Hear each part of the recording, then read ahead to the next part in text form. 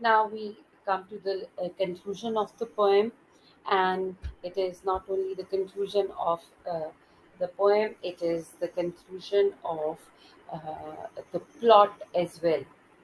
So, this section is basically revolving around the final contemplations of Prufrock, his and how he reaches self realization. We find that here Prufrock reaches a point of self realization, and what is self realization? That finally he has accepted some of the accepted his dilemma. He has reached self acceptance as well by acknowledging the futility of his hesitations and the inevitability of aging and death. He realizes that his his life is ultimately going to end after his aging process. So uh, he is not left with much time to change, to bring a very solid change in his life. He contemplates how his existence is measured in coffee spoons, and this measurement of life with coffee spoons is basically a metaphor for the trivial aspects of life, for the mundane aspects of life. He also understands that he cannot escape his insecurities. As a modern man, he has to spend his life like this. And furthermore, he realizes that time is also slipping away,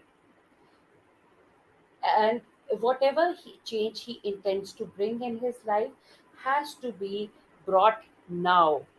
This realization helps him to move on, because he though he is left with uh, a very short span of time, but still he's alive and he needs to move on.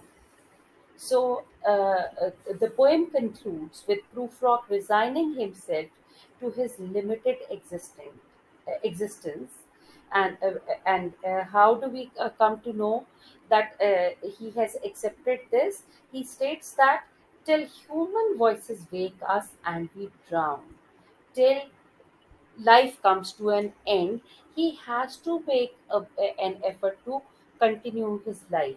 He needs to at least fill in the blanks till his death. So he needs to continue living. He needs to continue his, uh, you know, uh, his uh, quest towards redemption.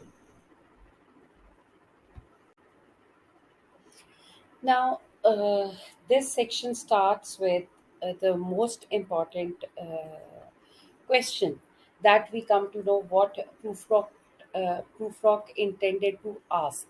He says that to roll it towards some overwhelming question, to say, I am Lazarus, come from the dead, come back to tell you all, I shall tell you all. So Lazarus is basically a uh, he is a character from Bible. This is an allusion to Bible, the book of John, chapter 11, verse number 1 to 44.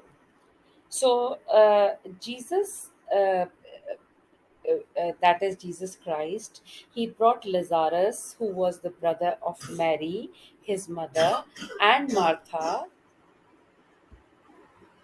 back from the dead by literally entering his tomb, his grave, and bringing out the recently buried man alive. You know that Jesus had the that miraculous quality of giving life to the dead with the help of God. So Lazarus was brought back to life by Jesus. So, Jesus also tells a parable, that is, a story of how the poor man Lazarus went to heaven and the rich man dives to hell. So Lazarus, who was rich, he went to heaven. Sorry, poor went to heaven, whereas Dives, another man, he was rich and he went to hell. And then Dives begged Abraham, that is Hazrat Ibrahim, to send Lazarus back to warn his five brothers about damnation, and was rebuked if they hear not Moses. Moses is Hazrat Musa and the prophets. Neither will they be persuaded, though one rose from the dead. So, on the request of Dives, uh, Dives requested Abraham to send a person, that is Lazarus, back to the world, so that he could tell the five brothers of Dives how what the situation the of hell was. So he is, because these people did not obey Moses, that is Hazrat Musa, and neither Moses nor the other prophets. So you know, Abraham says that even if uh, Lazarus is sent back to the world, to tell people what hell is like, people are never going to listen to him, because when these people have not listened to the prophets, how are they going to listen to a man, a man, a poor man, Lazarus, who has no social acceptance? So he says that uh, there is no use sending Lazarus back to the world in order to tell the sinful people that how they would be treated after their deaths.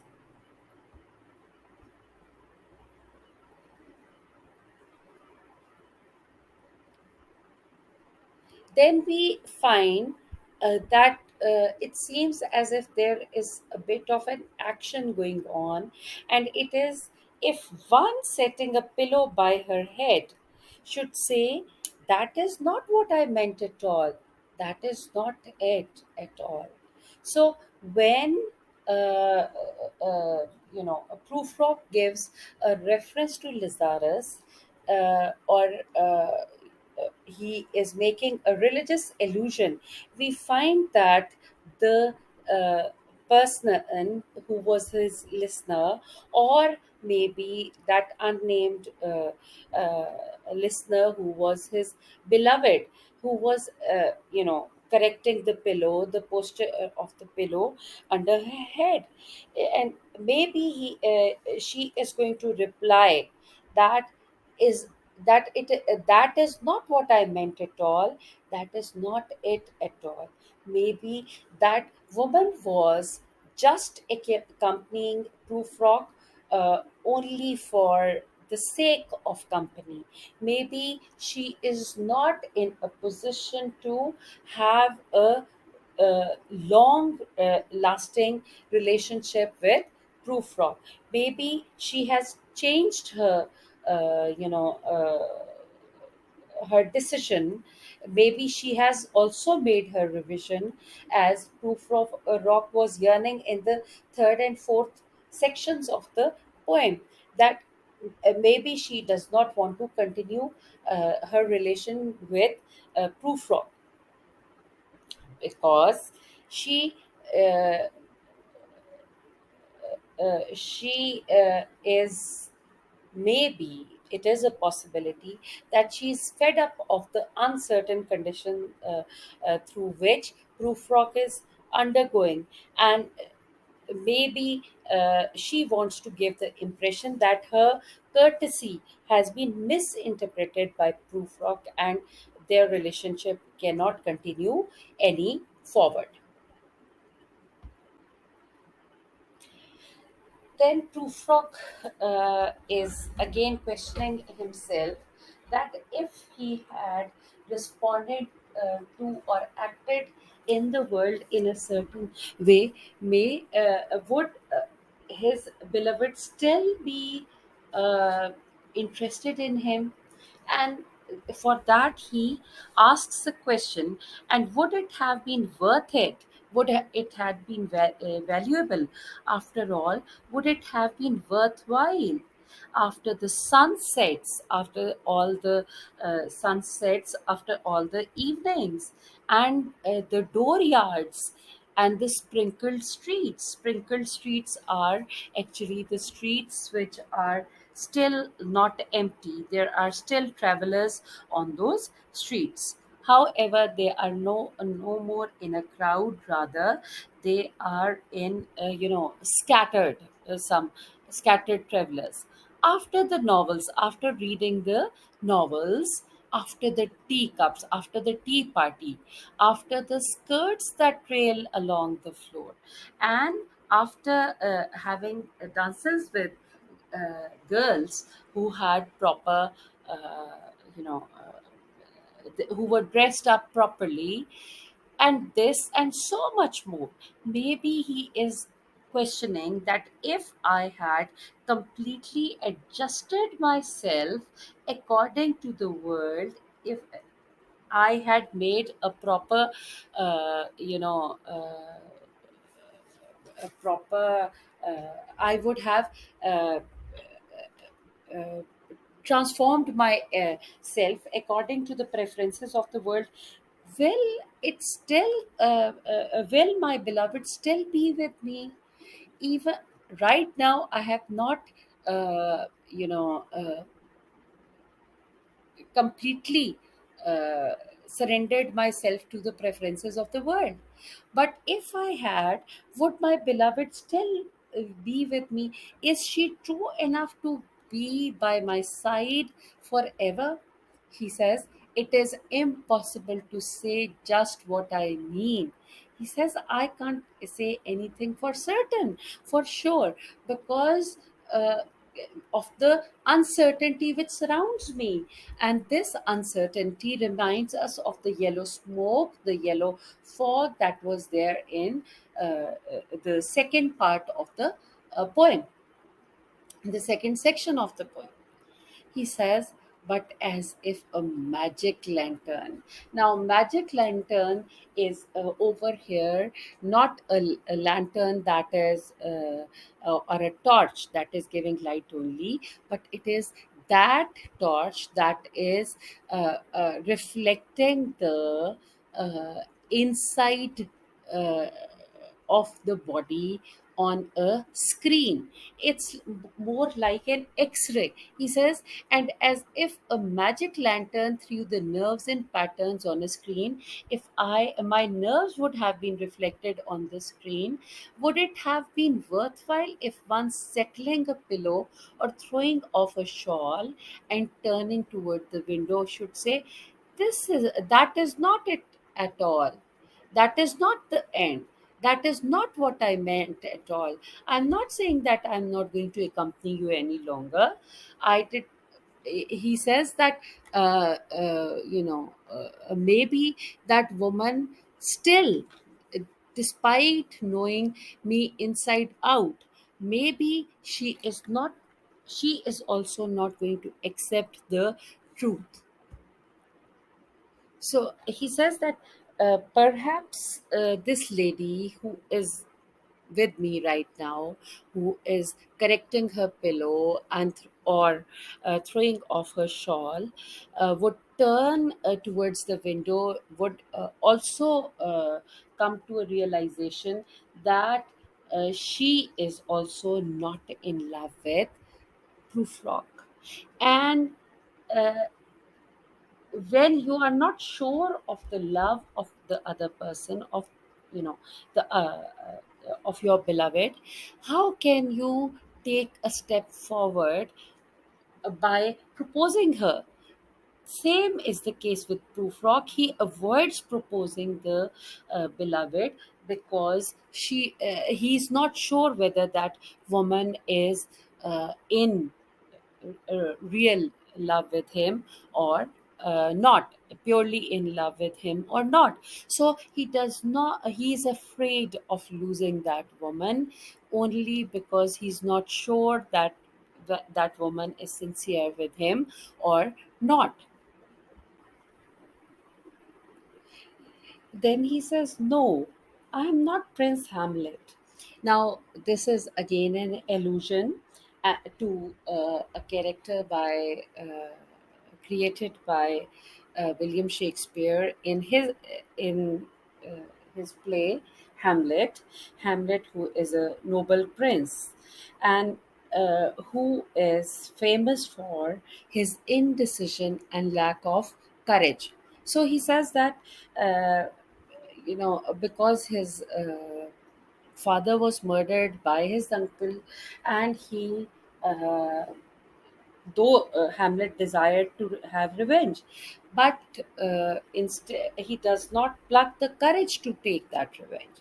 So he says, maybe my dilemma is not as uh, strong as that of Hamlet. So I'm not Prince Hamlet. I was not, nor was meant to be. I was not made to be Hamlet. Uh, I was not fated to be Prince Hamlet. Rather, he says, am an attendant lord. Attendant, by the term attendant lord, he's referring to Polonius, who is one of the attendants of King Claudius, or Rosencrantz and Guildenstern. These two were, these were also lords who were childhood, friends of Hamlet. So he says that I would prefer to be like Osric or Polonius or Rosencrantz or Guildenstern, who do not have that important a role in the play. So he says, I would prefer to be a helper, a contributor. I would prefer to be a minor character, one that will do to swell a progress. Progress is basically it is not only the progression, the movement forward, but it is also a traveling of a royal prince through the English countryside, from stop to stop, together with wagons loaded with possessions and with servants and courtiers. So he says that I want to be a company to Hamlet in his journey forward, instead of being Hamlet himself. So he says, start a scene or two, advise the prince. I want to be a counselor than to be a prince. No doubt an easy tool, because that is a comparatively easier task. And I would be able to be a helper, a counselor, instead of going through all the trauma that Hamlet went through. Differential, glad to be of use. I may defer. I may, maybe my decisions are going to. Some of my decisions would be followed, others might not be followed. Maybe my counsel is taken, maybe it's not taken. Glad to be of use. I want to be happy uh, by being of help. Politic, again, politic is handling people. I would prefer to handle people. Cautious, careful, and meticulous is when you are very careful in your choice of words. Full of high sentence, this is basically again an allusion to Geoffrey Chaucer's Canterbury Tales, which means that high sentence, according to Chaucer, it means that something that is elevated, serious, and moral thoughts expressed formally. So he wants to be respectful, he wants to be uh, to be a helper. However, he says that I would prefer that my role should be that of the fool, as the fool was, again, it is an allusion to to to Shakespeare's play, uh, the King Lear, and here in which we find that the fool was the one who counseled King Lear, or who acted as the conscience of King Lear. Okay, so this is an illusion. So he says that the fool has the liberty to be a bit, uh, careless. However, the prince does not have that liberty. So he, in this part of the poem, he desires not to be, or rather, he expresses his, you know. His desire not to be Prince Hamlet, rather, he wants to be one of the counselors, or the minor characters like fools, Shakespearean fools. And then he says, I grow old. I grow old. So this is a repetition of the line, I grow old. He is showing his fear of growing old, growing going without strength, going weak. I shall wear the bottoms of my trousers rolled. He says that the bottoms of the trousers, or the lower part of the trousers, would be rolled by me, because it would be difficult for me to manage my trousers, even because of my weakness or senility due to old age. So he's this before moving on to the next lines, which are going to continue towards Prufrock's journey towards self-realization. Let's sum up this slide here. Prufrock uh, is expressing his desire not to be like Prince Hamlet, on whom the whole action depends. He instead wants to be either like Rosencrantz, or Guildenstern, or uh, Osric, or Polonius, who do not have a very important role, and because of their minor roles, they just act as advisors, and or he wants to be the fool. And later, in the last two lines on this slide, he is telling you about his fear of growing old, when the bottoms of his trousers would be rolled up, and he would be moving towards his old age, towards his senility. Shall I part my hair behind? Here he is again asking if, when he grows old, he is going to comb his hair towards the back, so that his baldness is hidden. Do I dare to eat a peach? That is, here it is peach is a fruit which is symbolic of freshness. Will I still be fresh? I shall wear white flannel trousers. Flannel is a very soft fabric. He says, when I grow old rather, I am going to wear flannel trousers and walk upon the beach, and I am going to move with the sea on the seashore, on the beach, where I have heard the mermaids singing each to each. And that beach, obviously, is this is basically the moment of truth, where he is saying that after he grows old, he is going to be closer to nature, where he has heard mermaids sing.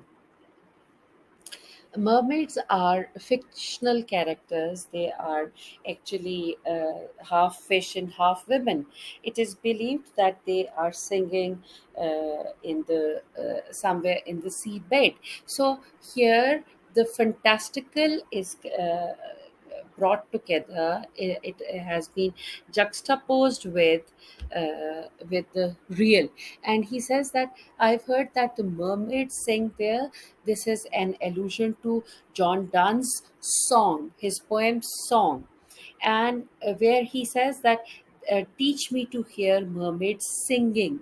So he wants to go through a metaphysical experience than instead of going through the physical experience of love. Obviously, because he has grown old, he does not have the physical strength to love as intensely as he could in the past.